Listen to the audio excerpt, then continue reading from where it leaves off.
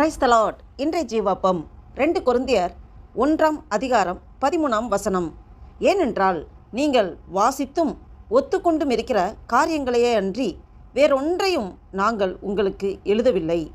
முடிவு பரியந்தமும் அப்படியே ஒத்துக்கொள்வீர்கள் என்று நம்புகிறேன். ஆமேன். பாருங்கள், இந்த முந்தின வசனத்தை நேற்றைய தினத்தில் தியானித்தோம்.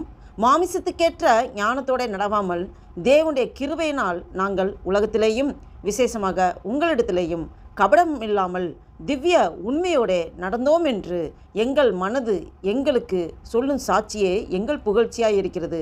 ஏனென்றால் நீங்கள் வாசித்தும் ஒத்துக்கொண்டும் இருக்கிற காரியங்களையே அன்றி வேறொன்றையும் நாங்கள் உங்களுக்கு எழுதவில்லை.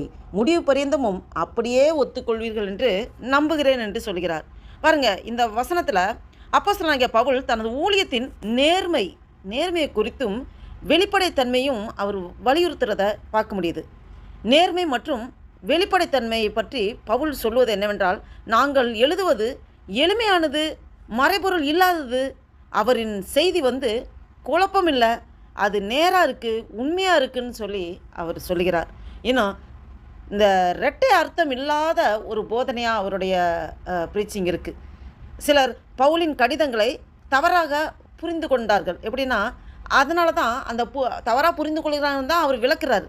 நாங்கள் எழுதுவது நீங்கள் படிக்கும் அதே அர்த்தம்தான், அது பொருள் தான், அதில் மறைமுகமாக எந்த நோக்கமும் இல்லை அப்படின்னு சொல்கிறாரு. விசுவாசிகளின் புரிதலின் நம்பிக்கை என்னென்னா, நீங்கள் இதை முழுமையாக புரிந்து கொள்வீர்கள் என்று அவர் நம்பிக்கை வைக்கிறாரு.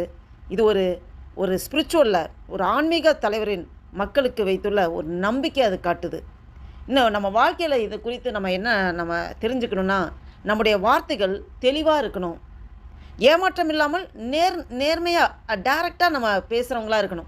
ஒரு உள்ளத்தில் வச்சுட்டு வெளிப்படையாக வேறு மாதிரி பேசிட்டு அப்படி இருக்கக்கூடாது.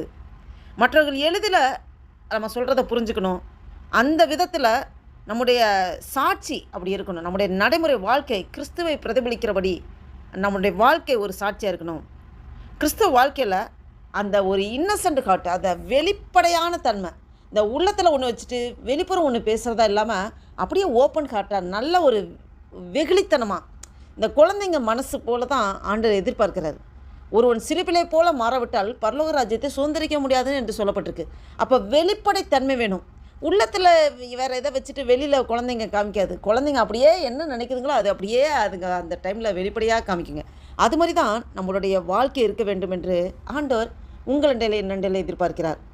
ஒரு தெளிவான நம்மளுடைய ஒரு வாழ்க்கை, ஒரு டெஸ்டிமனி, அந்த வாழ்க்கை ஒரு கிளியரன்ஸாக இருக்கணும். நம்மளை பார்க்கும்போது கிறிஸ்துவை நம்ம வெளிப்படுத்துகிற மாதிரி ஒரு சாட்சியுள்ள வாழ்க்கையாக இருக்கணும். ஒரு நேர்மையான, ஒரு ஹானஸ்டான நம்மளுடைய வேர்ட்ஸு, நம்மளுடைய வார்த்தைகள் அப்படி இருக்கணும்.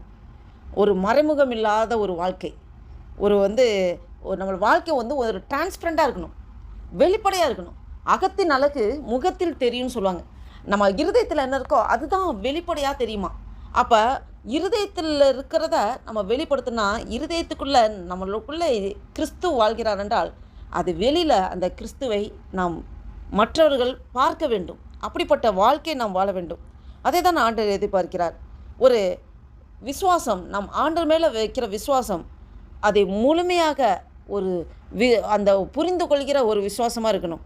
அது ஒரு அற்ப விசுவாசமாக இல்லை ஒரு சந்தேகப்படுற மாதிரி அப்படி ஒரு எண்ணமே நமக்கு இருக்கக்கூடாது. முழுமையான விசுவாசம் தேவன் மேல் வைக்க வேண்டும்.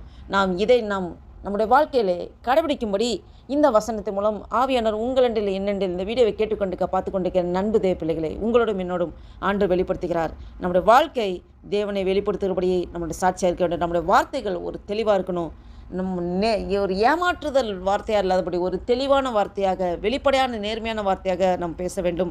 மற்றவர்கள் எளிதில் நம்மளை புரிந்து கொள்வதற்கு நம்மளே பார்க்கக்கூடாது. நமக்குள்ளே இருக்க கிறிஸ்துவை அவர்கள் பார்க்கும்படியாக நம்முடைய வாழ்க்கை அப்படியாக மாற வேண்டும். கிறிஸ்தவ வாழ்க்கையிலே நாம் வெளிப்படைத்தன்மை அது ரொம்ப முக்கியம். நம்ம இரட்டை வாழ்க்கை வாழாதபடி நம்மளை மறைத்து கிறிஸ்துவை வெளிப்படுத்த வேண்டும். ஆமேன். நாம் இந்த சிந்தையோடு இந்த அர்ப்பணிப்போட ஒரு புதிய நாளைக்குள் ஆண்டு நம்மளை நடத்தி கொண்டு வந்திருக்க தேவனுக்கு நன்றி செலுத்தி ஆண்டு நோக்கி பார்த்து ஜெபம் செய்வோம். அல்லேலூயா. நன்றி தகப்பனே, நன்றியோடு துதிக்கிறோம் ஆண்டவரே. துதிக்கிற மத்தியில் வாசம் செய்கிற தேவனே, நன்றியோடு துதிக்கிறோம் ஐயா. நன்றி தகப்பனே, இந்த 2026 வருஷத்தின் ஆண்டவரே 5வது மாதமாகிய மே மாதத்தின் 6ஆம் தேதியை காண கிருபை செய்த தேவனே, உமக்கு கொடான கொடி ஸ்தோத்திரம் ஐயா. நன்றி தகப்பனே. ஆண்டவரே அப்பா, இந்த நாளைக்கு கூட ஆண்டவரே இந்த வேத வசனத்தின் மூலம் எங்களோடு நீர் பேசி கொண்டிருக்கிறீர். நன்றி தகப்பனே. ஒரு புதிய நாளைக்குள்ள எங்களை நடத்தி கொண்டு வந்திருக்கிற ஸ்தோத்திரம் ஆண்டவரே. அப்பா, எங்களை நீங்கள் உருவாக்கினதுக்கு ஒரு நோக்கம் உண்டு ஆண்டவரே, ஒரு முகாந்திரம் உண்டு ஆண்டவரே.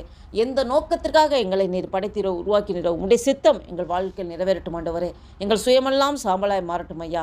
ஆண்டவரே, இந்த வீடியோவை கேட்டுக்கொண்டு பார்த்துக்கொண்டு ஒவ்வொருவரையும் எஸ்அப்பா நீங்கள் ஆசீர்வதிக்க கிருபைக்காய் ஸ்தோத்திரம் ஆண்டவரே. வாசித்த வேதவசனத்தின்படி ஆண்டவரே நாங்கள் ஆண்டவரே எங்களுடைய வாழ்க்கை ஆண்டவரே அப்பா ஸ்தோத்திர கர்த்தாவே ஆண்டவரே மற்றவங்களை ஏமாற்றுகிற வார்த்தையாக இல்லாதபடி ஒரு நேர்மையான வார்த்தையாக ஆண்டவரே நாங்கள் ஆண்டவரை கிறிஸ்து உண்மை வெளிப்படுத்தும் ஒரு சாட்சியுள்ள வாழ்க்கையாக ஆண்டவரே, ஒரு வெளிப்படைத்தன்மையாக, ஒரு இன்னசென்ட் ஹார்ட் ஆண்டவரே அப்பா, சிறுபிள்ளை போல ஒரு இருதயம், சிறுபிள்ளை போல ஒரு சிந்தை, சிறுபிள்ளை போல எங்களோட வாழ்க்கை மாறுவதற்கு எங்களை முழுவதுமாக நாங்கள் அர்ப்பணிக்கிறோம் ஆண்டவரே. ஆவியானவரே, எங்கள் ஒவ்வொரு நீங்கள் அப்பா ஆண்டவரே உமக்கு உகந்த பாத்திரமாக எங்கள் ஒவ்வொரு எடுத்து நீங்கள் வணையறதுக்கு எங்களை முழுவதுமாக ஒப்பு கொடுக்குற கர்த்தாவே, நீங்கள் அப்படியே செய்யப்படுற கிருபைக்காய் ஸ்தோத்திரம் ஆண்டவரே. இந்த புதிய நாளில் ஆண்டவரே எங்களை கொண்டு நீர் என்ன செய்ய சித்தம் தீர்மானம் வைத்திருக்கிறோம் உங்களுடைய சித்தத்தைப்படி நடத்துங்கப்பா.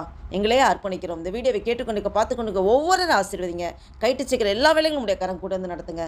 வேலை ஸ்தலத்தை ஆசீர்வதிங்க. வேலை ஸ்தலத்தில் ஆண்டவர் அதிகாரிகள் எல்லாருடைய கண்களில் தயவும் இறக்கும் கிருபை கிடைக்க செய்யுங்கப்பா. எங்கள் குடும்பங்கள், எங்கள் சொந்த பந்தங்கள், உற்றார் உறவினர்கள் எல்லாரையும் உடைய ரத்த கொடைகளை பொதிந்து பாதுகாத்து வழி நடத்துங்கப்பா. ஆண்டவரே தேவரீர் எங்களை ஆசீர்வதித்து எங்கள் எல்லைகளை பெரிதாக்கி உமது கரம் எங்களோட கூட இருந்து தீங்கு எங்களை துக்கப்படுத்தாதபடிக்கு அதற்கு எங்களை விலக்கி பாதுகாத்து இருக்கிற கிருபைக்காய் நன்றி செலுத்துகிறோம். ஸ்தோத்திரம் ஐயா.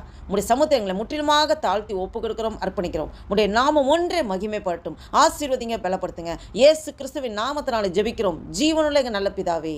ஆமேன், ஆமேன்.